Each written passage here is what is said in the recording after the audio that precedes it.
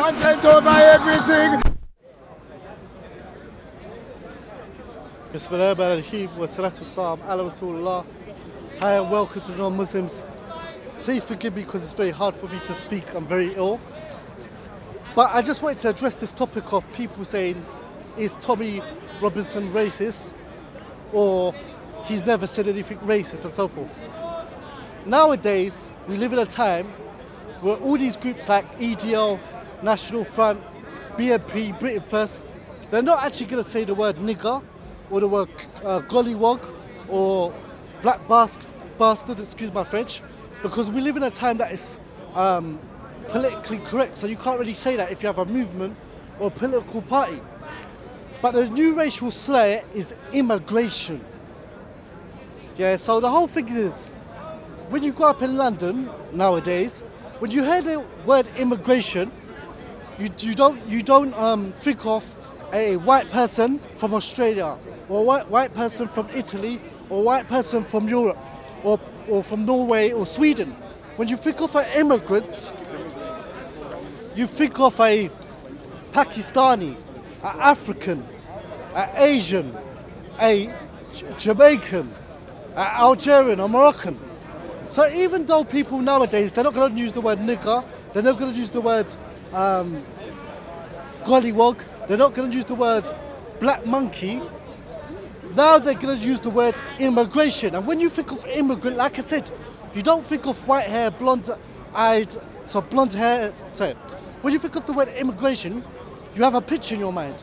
And you don't think of a white person with blue eyes and blonde hair from Australia, from Europe, from Italy, from Spain, from Norway, from Switzerland. You don't.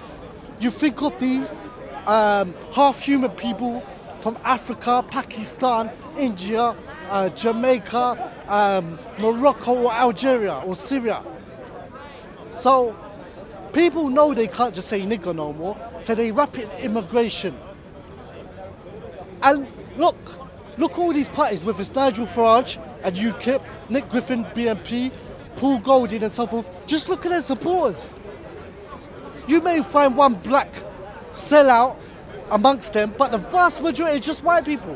White people in the BNP, white people in the EDL, white people in UKIP.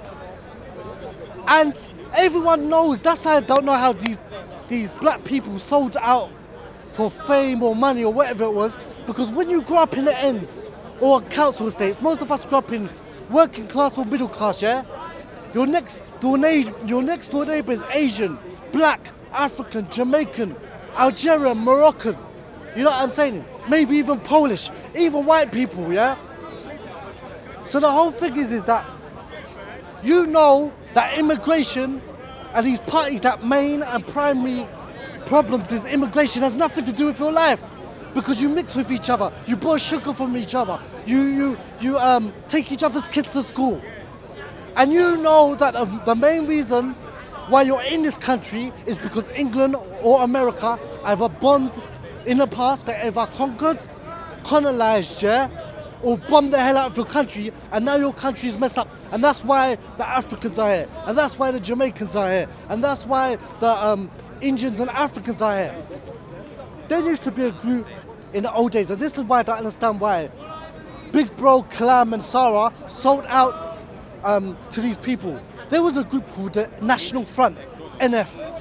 They used to chase black people. They used to wear skinheads, bomber jackets and Dr. Martens. If they caught a black person coming out of the pub or in a dark alley, they would chase them and stamp on their heads. As time went on, NF knew that they couldn't wear bald heads, they couldn't wear the bomber jackets and the thing, so they changed it for suits. And the leaders of all these groups, look at all of the people when Tommy came down to Hyde Park, or look at the people around Tommy Robinson, skinheads, bomber jackets, but Tommy Robinson doesn't dress like that.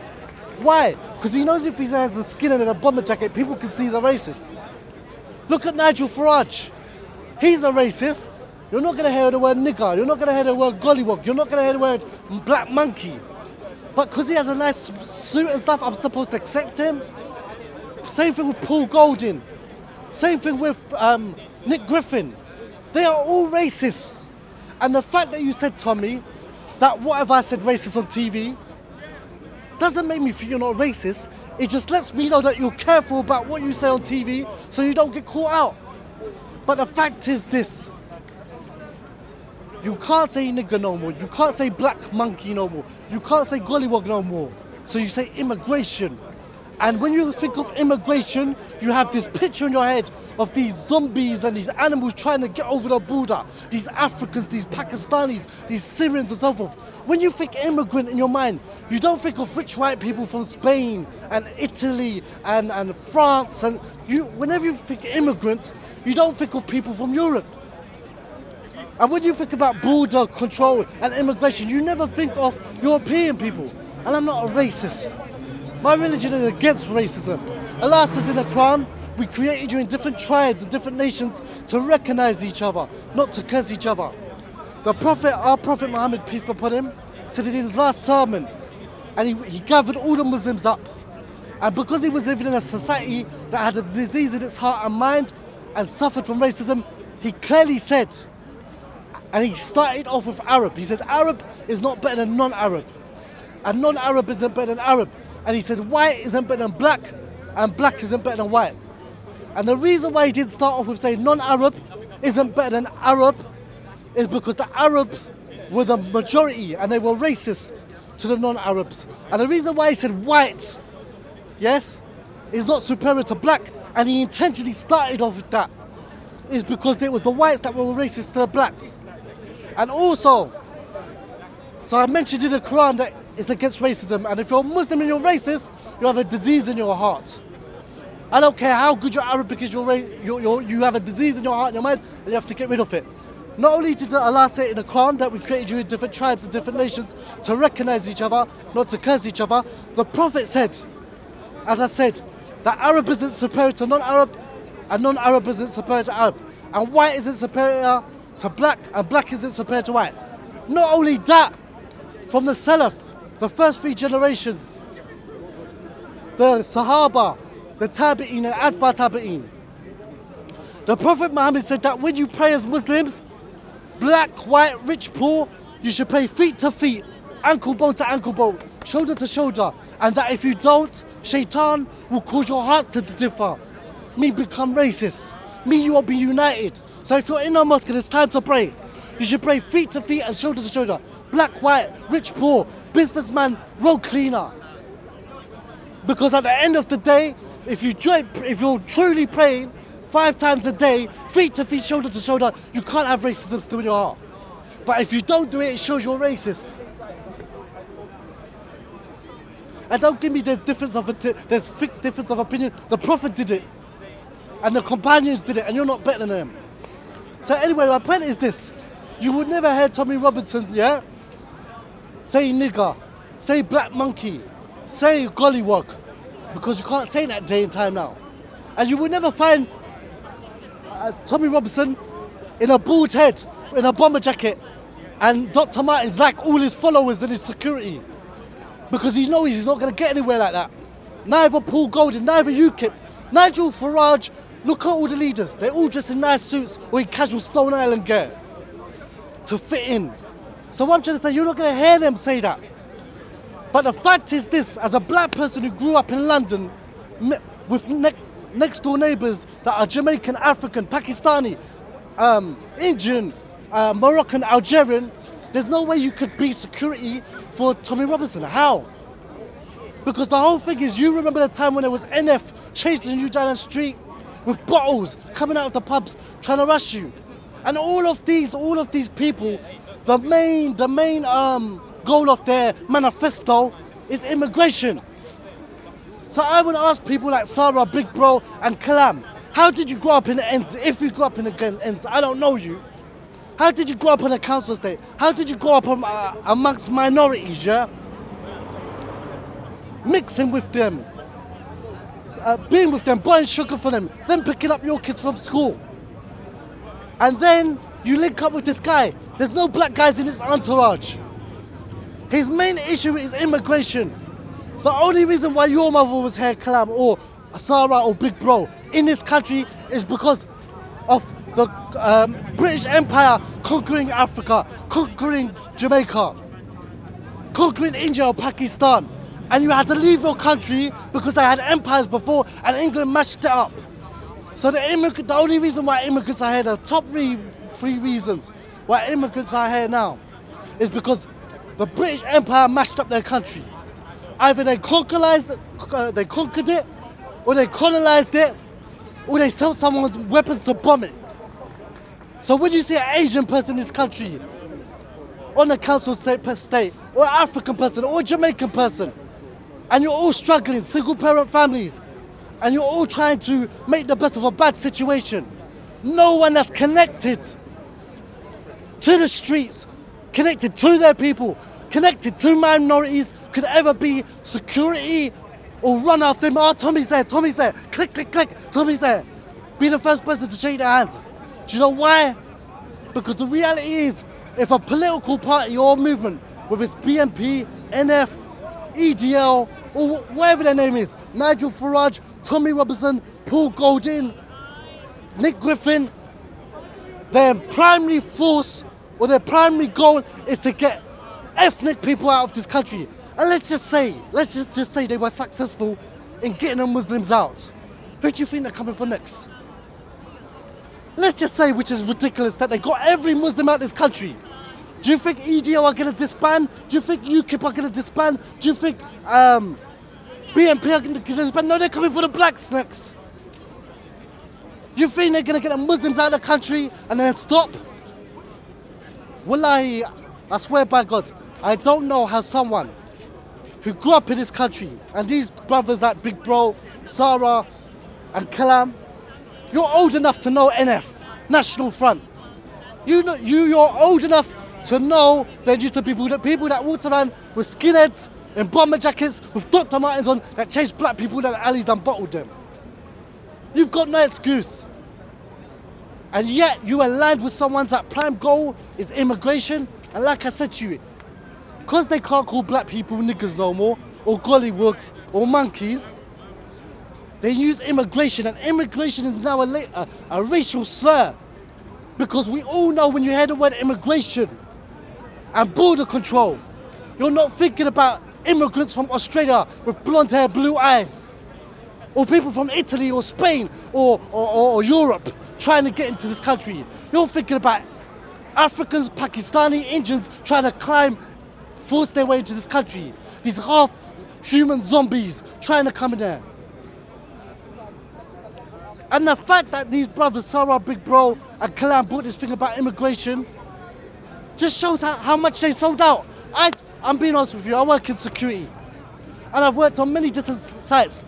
And when I find the people working there, they're not black English people, and they're not black white people. So they're not white people from this country. Because most black boys and most white boys from this country are not going to do cleaning. The people you find doing the cleaning in all these big posh offices are either African, Latin American, or Indians. Even Somalians, yeah, they're trying to claim that immigrants come here and they come here and they seek job seeker allowance. That's rubbish, because where they're coming from in Africa and Somalia and Latin America, there is no job seekers allowance. There is no housing benefit. If you don't work, you starve. So the fact that you can't say both. You can't say they're coming here and they're taking a benefit, and they're coming there and they're taking our jobs. It can't be both. Either they're coming here and they're being lazy, or they're coming here and taking a job. But all the immigrants I know have 2 or 3 jobs. I know so many Somali brothers, yeah, that they just work like 12, 16 hours a day. Driving the cab. Nowadays, look around. You're gonna find so many Somali black cab drivers. Half of them can't even speak English properly. And to become a black cab driver, you have to do a test called a knowledge, which is 3 years. The reality is these people are coming from countries, like I said, that England mashed up, either through conquering or colonizing or bombing at the moment. And they've come here because the economics of their country is messed up.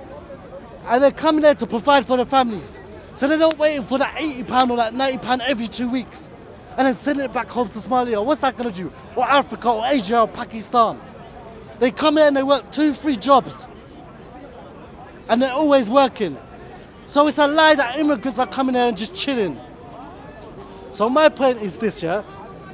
It's told those brothers, or those guys, Big Bro, Kalam and Sarah and so forth, whether it was money you got, whether it was fame, whether it was a few subscribers you got, enjoy it. Because the thing is that your audience was Kemetic. And I know they ain't down with that. And so they were Kemetic and they were people for ends most probably. But you exchanged that for some racist football hooligans. So the whole thing is enjoy it. I don't know where you're going from here. I don't know what black documentaries you're going to do from here. Because you lot have sold out. And no matter spin and editing is going to be, this is on footage. You were security for NF, BMP, EDL. How can I don't understand. How do you live with yourself? You grew up around Africans and Jamaicans and Indians and stuff.